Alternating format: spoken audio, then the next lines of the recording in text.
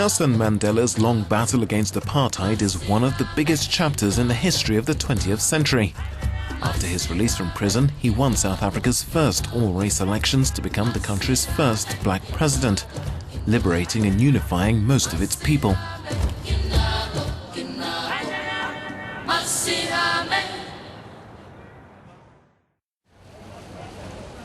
However, the emancipation of 80% of the population hasn't led to equality.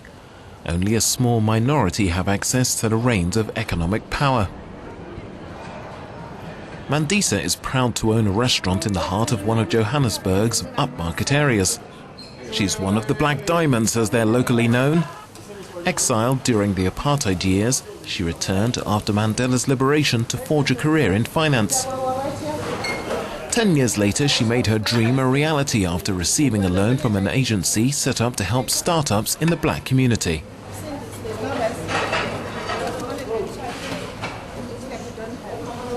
Some people say to me, do not say that you own the business, because once people hear that it's owned by a black person, they might have attitude. I said, no.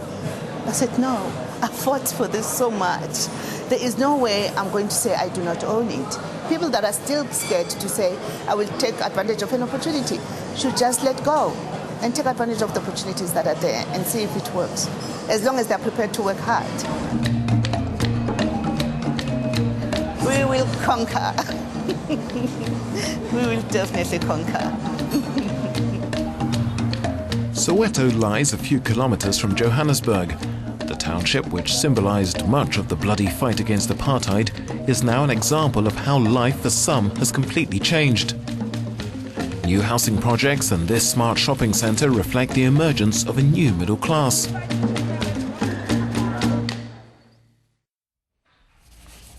Soweto is a land of opportunities, according to Nobile, who began his business 8 years ago after receiving training and a microcredit from the government. He's the only black entrepreneur who's succeeded in setting up a high-quality jeweler's workshop in a township. He started from almost nothing, having sold cakes and ice cream on the streets to buy his first tools. We have started a new culture, a culture of independence, a culture of working hard. It was not a norm to people of color to manufacture jewelry. And surprisingly, when I started training young guys, then I also realized that, South Africa is booming with talent. It's just waiting to be realized. Today, Nobile has 4 people working for him. Outside South Africa's market, he also exports his creations to Europe. His aim now is to find funding to open a factory and employ up to 100 staff in order to meet a growing demand.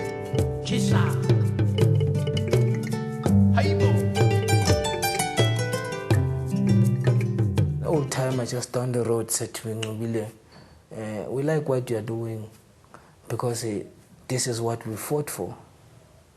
This is what we wanted to see young people doing now, being self-sufficient, not looking up to the master like 20 years ago, Freedom gained under Mandela has not meant prosperity for all. Let's now go to Alexandra, a township which highlights many of the problems facing the black community. Lacking infrastructure, failing public services, endemic unemployment, and a chronic shortage of housing. Alexandra's needs reflect the reality of a country where poverty affects 60% of black families. Tumi is among those trying to make up for the failings of the state. Private funds have allowed him to equip his gym, but he says much more investment is needed. He wants to help young people escape from the devastating grip of alcohol and drugs that has made delinquency widespread in Alexandra. We need funders. We need more centers for the children. We need libraries for the people to actually get education. Lots of people lack education here in the community. We struggle in the gym, to also try to tell people about health. Something that is little can actually change the lives of people in the community. The end of apartheid allowed Frans to open his small business some 20 years ago. Freedom is his most precious asset. For the rest, he says, things haven't changed that much. The freedom is there, right is there. You see, hey. But in the economy, the power is still in the white people. Economic, white people are doing. And you can't rule without money. You can't rule while you are hungry. Yes. How can you rule while you are hungry? That's true. Apartheid may be a thing of the past, but another form of discrimination is rife in South Africa's townships. Here in Diepsloot, the new victims are African migrants. Some 40 kilometers north of Johannesburg live thousands of families in the shanty town of Diepsloot. Among them are many migrants who come from Zimbabwe, Ethiopia, Mozambique, Ghana and even Pakistan. Here people call them the Makwere, the foreigners, and they're not always welcome. Often victims of verbal or physical violence, arson attacks or robberies, crimes of such type are commonplace in townships like this. Recently, 2 men were killed in Diepsloot. Dozens of stores like this one owned by Daniel from Ethiopia were stripped bare and vandalized. I lost everything. The door, it was broken. The shelf is stolen. They never left even one spoon here. You see, even money is stolen. When we phone the police, they can't do anything. They just leave. You see, we are not safe. Even our life is not safe. Artist and slammer Abel fled from Zimbabwe, where he fought against the Mugabe regime. People who come from outside South Africa, they think here they are greener pastures, but they are not so green. We live in fear. We are not sure of tomorrow, and we cannot say Xenophobia is dead. No, it's still alive.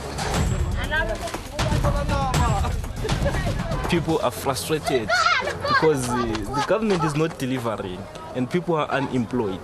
So they just want a way to take away their frustrations, and people need closure and security, and I don't think anyone is looking after their interests. So they tend to take their anger to other people.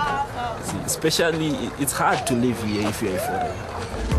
There's still some way to go before the Rainbow Nation, which Nelson Mandela fought for, becomes a true reality.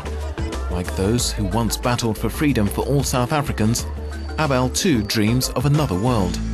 May the world be torn apart. May this world be torn apart. May this world come to an end. Because my feet are cracked. I am unemployed. I have nowhere to go. I have no food. So may this world come to an end. Because I'm like a non-living organism. Yes, may this world come to an end.